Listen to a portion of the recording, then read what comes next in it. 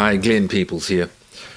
Sometimes when talking about the subject of hell, you'll hear people say that in the story of the rich man and Lazarus, Jesus clearly taught us what hell is like. And if you don't believe that that's what hell is like, then you don't believe Jesus. But I think that that's a case of people who don't know enough about the background of the Gospels, who are really missing the point of what Jesus had to say. In this episode, I'm going to tell you 4 ancient stories. And if you've read the Gospels, you will know 2 of them. But also, if you've read the Gospels, you might find the other 2 kind of familiar, even if you haven't heard of them or heard them before. The first story is an Egyptian one. It's the tale of Sitne Kamwas and see Osiris. It's from a papyrus from Roman Egypt. It dates from the reign of the Emperor Claudius in the 1st century, although the content that was committed to writing there would be older than that. How much older? I don't know, but older. So Sitne and his magical son, see Osiris, observed 2 funeral processions, one of a rich man who is attended to with honor, and another of a poor man who is carried off with no fanfare to the cemetery. Sitne remarks that the rich man must have been happy to be remembered with wailing and mourning. But see Osiris, the magic one, the guy who grew up and matured very quickly and became a magician, disagrees with his father and offers to show him the fates of the 2 men in the afterlife. And so they visit the Duat, the land of the dead, and they view different halls there. They sort of go for a tour through the place. Some parts of the story are lost, but at the 4th hall, the pair see tormented souls taunted with water and food that's just out of reach. The 5th hall contains noble spirits, while spirits accused of crimes stand outside a gate pleading for entrance. The gate's pivot rests on one poor soul's right eye, who begged for mercy and loudly cursed his fate. The 6th hall was a tribunal where the servants of the netherworld made accusations against dead souls for their crimes.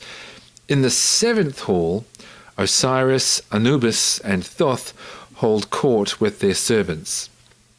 And Sitne spies one especially distinguished servant wearing royal linen, standing near Osiris, whom he concludes must be of exceptionally high rank. The nature of the afterlife is addressed, where the good deeds are weighed against the misdeeds done in a person's life by the 3 gods. And then after this, the son, see Osiris, explains to his father the truth. The richly dressed man he observed standing in a place of honor near Osiris was that unmourned poor man he had just witnessed on the way to his funeral. The rich man's burial equipment were taken off him and given to the poor man whose good deeds had outweighed his misdeeds. See Osiris reveals that the miserable man upon whose eye the gate hinged was the rich man who had been buried with honor and ceremony back in Memphis.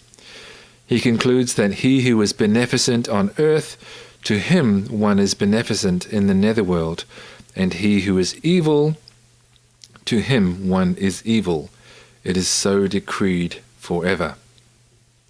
So there's the story. There's a rich man and a poor man, and they die in very different circumstances. And then in the afterlife, their fates are reversed. And in a place where food and water are just beyond the reach of those who are suffering, the rich man is there in a state of torment. But this poor man is now well treated in the company of the glorious hosts of the afterlife. That's the first story. Here's the next story. This one is the story of Bar Majan, or son of Majan. It comes from the Jerusalem Talmud. Dating the material itself is a little bit tricky. The Jerusalem Talmud was compiled in the 4th or 5th century AD, but of course its materials were older than that. They were circulating before they were finally written and then compiled into this book. And honestly, goodness knows how long the material on which it is based had been kicking around. So bear that in mind. But this is an ancient Jewish story. And it goes like this. A rich tax gatherer called Majan had done many evil deeds. In the same city lived a young poor student of the Torah. They both died and had funerals on the same day. Majan's was splendid. Work stopped throughout the city as the townspeople followed him to his final resting place. However, no one took any notice of the death of the student, let alone his funeral. Why should this be? The answer is this. Majan had arranged a banquet to which he invited the city councillors. Unsurprisingly, they refused to attend and eat with a tax gatherer, and so, to show his contempt for them, Majan invited all the poor, sick, and beggars of the city to attend instead. As he presided over this magnificent charitable act, death overtook him, and all his evil deeds were forgotten by the people because of the good deed in which he was engaged at the moment of his death. Now, one of the student's friends had a dream in which he saw the fate of the two souls after their death. The student was in paradise, the garden of the king, enjoying its beauty and the richness of its vegetation and streams. The man who had been rich in this life, Majan, was also standing on the banks of the stream, trying to reach the water, but unable to do so. So, there's the story.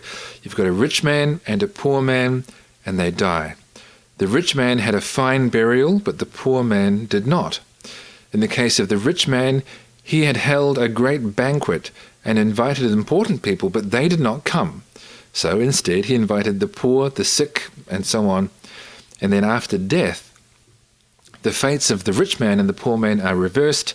The poor man is in paradise, while the poor rich man, rich but poor, is unable to reach the water that he's striving to. Okay. Here's the third story. This one's from the New Testament. It's a story told by Jesus in the Gospel of Luke, chapter 14, beginning at verse 16. A man once gave a great banquet and invited many. And at the time for the banquet, he sent his servant to say to those who had been invited, "Come, for everything is now ready." But they all alike began to make excuses. The first said to him, "I have bought a field. I must go out and see it. Please excuse me." And another said, "I have bought 5 yoke of oxen, and I'm going to examine them. Please excuse me." And another said, "I have married a wife, and therefore I cannot come." So the servant came and reported these things to his master. Then the master of the house became angry and said to his servant, "Go out quickly to the streets and lanes of the city and bring in the poor, the crippled, and blind, and lame." And the servant said, "Sir, what you have commanded has been done, and there is still room." And the master said to the servant, "Go out to the highways and the hedges and compel people to come in, that my house may be filled. For I tell you, none of those men who were invited shall taste my banquet." So here's a story where a wealthy man threw a banquet and invited the kind of people who own land or have many oxen, but none of them come. So instead, the man invites the poor and infirm, and then everyone. Now, here's the final story. Also a story of Jesus from the Gospel of Luke in chapter 16, beginning at verse 19. There was a rich man who was clothed in purple and fine linen, and who feasted sumptuously every day. And at his gate was laid a poor man named Lazarus, covered with sores, who desired to be fed with what fell from the rich man's table. Moreover, even the dogs came and licked his sores. The poor man died and was carried by the angels to Abraham's side. The rich man also died and was buried, and in Hades, being in torment, he lifted up his eyes and saw Abraham far off and Lazarus at his side. And he called out, "Father Abraham, have mercy on me, and send Lazarus to dip the end of his finger in water and cool my tongue, for I am in anguish in this flame." But Abraham said, "Child, remember that in your lifetime, or that you in your lifetime received your good things, and Lazarus in like manner bad things. But now he is comforted here, and you are in anguish. And besides all this, between us and you is a great chasm has been fixed, in order that those who would pass from here to you may not do so, and none may cross from there to us." And he said, "Then I beg you, Father, to send him to my father's house, for I have 5 brothers, that he may warn them, lest they also come into this place of torment." But Abraham said, "They have Moses and the prophets. Let them hear them." And he said, "No, Father Abraham, but if someone goes to them from the dead, they will repent." He said to him, "If they do not hear Moses and the prophets, neither will they be convinced, should someone rise from the dead." Now, if you've been in church circles for a long time, you might have heard people referring to this story of the rich man and Lazarus and claiming that in it, Jesus set out to teach us what hell is like. And that is a complete misuse and misunderstanding of the story. Now, obviously, there are some differences between the stories that I've just told you, but the similarities show us something. There were literary or narrative tropes in Jesus' time, just as there are in our own time. Now, a trope is like a familiar or recurring theme or image that pops up in more than one place. A literary trope is one that shows up in writing. A narrative trope shows up in any kind of story, written or oral. Now, today there has been a lot written about tropes or even whole story types in folk tales. In the first half of the 20th century, the Arne Thompson Uther Index was compiled, setting out these types which manifest in potentially numerous stories. So, for example, type 510A, which gives you an idea of how many types they have, is the Cinderella type. A mistreated young woman lives with her stepmother, who sets her an impossible task, preventing her from going to a ball. She accomplishes the task and receives beautiful clothing from a supernatural being, or perhaps from a tree that grows on her mother's grave. And she goes to the ball, has to leave early, loses a shoe, and the prince marries whoever it fits. Now, there have been many versions of that story over the centuries. We know primarily the Disney one, but there have been a bunch of different versions of that story. Now, this is true of many other stories, just as there are many motifs that are reused across many stories. There were tropes and types like these in Jesus' day as well, and here he was using them. The point of the story of the rich man and Lazarus was never that this is just what the afterlife will be like. The material already existed. Right? Jesus didn't write it, as it were. Jesus is just picking it up and using it as the vehicle for his own original contribution, the sting in the tail of the story. If people won't listen to the law and the prophets and the message there of God's love for the poor and the oppressed, when that's so clear, then they won't even be persuaded by somebody rising from the dead, which, looking back, must surely have been a reference to Jesus' own resurrection that was just around the corner. Now, some scholars, like Joachim Jeremias, as explained in his work, The Parables of Jesus, thought that Jesus' story of the great banquet and the story of the rich man and Lazarus show that Jesus knew of the story of Bar Majan.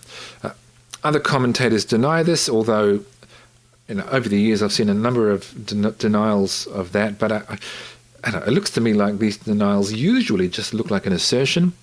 But I don't think that we could say with great confidence that Jesus knew this story or that he didn't. It's speculative. We don't really know. But the existence of these other stories here their similarities to the one that Jesus told here, the way that they compare, should at least alert us to the fact that Jesus is not creating material out of thin air. He surely is, at the very least, taking common motifs that existed in ancient stories. In other words, telling a type of story that existed and then putting a twist on it. And that twist was his real point. Now, it's been my experience that there are conservative Christians out there who are worried by the thought that Jesus is borrowing material from his culture, as though, no, this has to be an entirely original story of Jesus, and it must be the case that all the details that it contains are factually true in every way, or else Jesus is some kind of liar. Now, I've read books about hell that make comments like this. This wasn't a parable, but a statement of fact, because Jesus plainly said there was a certain rich man, as though that's not how a storyteller always starts a story. Right at the start of Luke 16, there was another story, the story of the shrewd manager. It begins with, there was a rich man.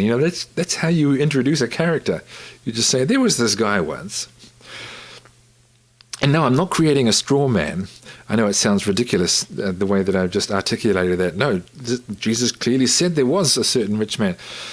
This is actually an example from a popular level book that I read years ago called Heaven and Hell by a British pastor named Alex Buchanan. This kind of rhetoric exists in popular Christianity. Now, unfortunately, this view sometimes arises because people are worried about the prospect of losing one of their favorite proof texts about the doctrine of hell. And they don't want that to happen, so they double down and insist that this was Jesus teaching about the details of hell, and definitely not reusing some sort of folktale to teach a lesson about how they thought about status and wealth and how they practiced love or failed to do so. That attitude doesn't give Jesus room to be a great storyteller who does what other great storytellers do: use source material and make it his own. Now, quite apart from that, people who use this story to prove that their view of hell is biblical are, in my opinion, just being careless. I don't want to say dishonest, but there is an extent to which we are all kind of dishonest with ourselves sometimes, but I don't think they're being careful at all. They don't really believe the details of the story themselves. For example, the story takes place in Hades, which would be an intermediate state of departed souls before the resurrection had happened.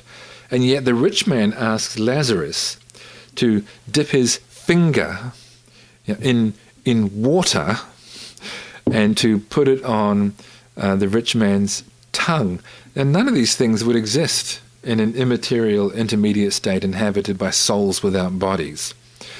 The rich man is able to see the physical appearance of both Abraham and Lazarus and is able to have a conversation with the people in the good place. Now, evangelical Christians don't believe that that is what heaven and hell is like, people shouting across the ditch as it were, talking to each other. Conservative Christians who are also scholars of the Bible or the ancient Jewish world have no problem understanding this text as not teaching on hell, but as reusing existing material to make a point that's got nothing to do with what the afterlife is actually like. Craig Blomberg is a good example. After talking about the extent to which the Old Testament might have influenced parables, Blomberg says, determining the influence of non-canonical stories is even more laden with pitfalls, but in a few instances, such influence seems undeniable. To return to the example of the rich man and Lazarus, at the turn of the last century, Hugo Gressman identified several versions of a popular folk tale known in both Egypt and Palestine, which depicted the reversal of fates for a rich man and a beggar in the underworld after their deaths. This is all the more reason for not deriving systematic theology from this imagery. What Jesus contributed, however, was the addition to the story of a largely unparalleled section about the testimony of the law, the need for repentance, and the improbability that a resurrection would convince the person who refused to heed the Old Testament prophecy.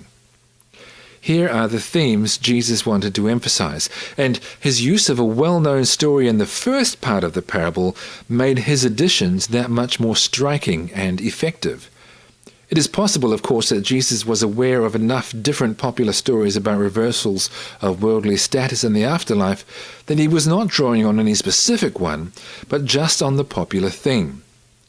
But his conclusion remains distinctive, and the parable continues to be a good illustration of this specific tendency of the tradition that Jeremias identified. Kenneth Bailey, another example, was a Presbyterian minister and a scholar who lived for 40 years teaching in seminaries in the Middle East, in Egypt, Lebanon, Jerusalem, and Cyprus. And in his work, Jesus Through Middle Eastern Eyes, he wrote, "The parable of Lazarus and the rich man is often ignored. This may be due to uneasiness with the fact that the parable appears to be affirming a reversal of roles solution to the problem of theodicy, the justice of God. The story seems to be saying, life is unfair, but never mind, God will even things up in the next life. Lazarus had a hard time here, and as a result, he will enjoy good times in heaven. The rich man had a good life on earth, and will therefore automatically spend eternity in hell. Put bluntly, the parable would then mean, if you are comfortable here, hell awaits you. If you are homeless, heaven is guaranteed. Indeed, there are stories like this from before and shortly after the time of Jesus. But did Jesus endorse them? If so, most of the New Testament must be discarded. How then can this parable be viewed? What is it saying and what is it not saying? In the Middle East, there is a huge corpus of pearly gate stories that circulate orally. The pearly gate is reduced to the gate of heaven, but St. Peter remains the gatekeeper, even though the main characters are sometimes Moses, Jesus, or Muhammad. These stories are usually humorous and often have nothing to do with the teller's understanding of eschatology. Frequently, they offer a political commentary on the ambiguities of public life in the Middle East. Somewhat similar stories are also found in the early Jewish tradition, such as the account of the two holy men in Ashkelon and Bar Majan, the village tax collector. In the light of this long Middle Eastern tradition, it is possible to suggest that the parable under consideration is such a tale. Indeed, it bears many of the traditional marks of these stories as I have known them. If the parable is a first-century pearly gate story, its primary purpose is not to present fine points of Jesus' view of life after death. Jesus was no doubt opposing the Sadducees, who claimed that there was no resurrection of the dead. The Sadducees were wealthy, and the entire composition of the story appears to be a challenge to them. In fact, there is judgment after death, which is related to our earthly lifestyle, but the main point of the story can perhaps be stated differently. Now, Bailey goes on to offer a detailed explanation of the story as Jesus' way of fleshing out what he's just recently said in the Gospel of Luke about serving mammon, serving wealth, serving possessions, as opposed to serving God. Over the years, I've looked at numerous commentaries and books about the parables of Jesus to see what they had to say about this story. And these are not atheists or even liberal Christians. They're, in many cases, evangelical, but they're just ordinary Christian commentators. And there is virtually a consensus that this story is not a teaching about hell at all. And it's quite normal for scholars to say that this story is most likely based on similar stories available at the time. Even if it's not a common, even if that thought is a bit jarring to a lot of lay people, Christians with a deep familiarity with the literary and narrative world in which Jesus lived can easily see that he borrowed from that world, co-opting existing materials for his own purpose, and they do not see this, and you should not see this, as a threat to Jesus' authority or the truth of what he was really saying. The fact that you might lose one of your favorite passages on a subject like hell because you find out that the passage isn't really about hell, well, that's not really a loss.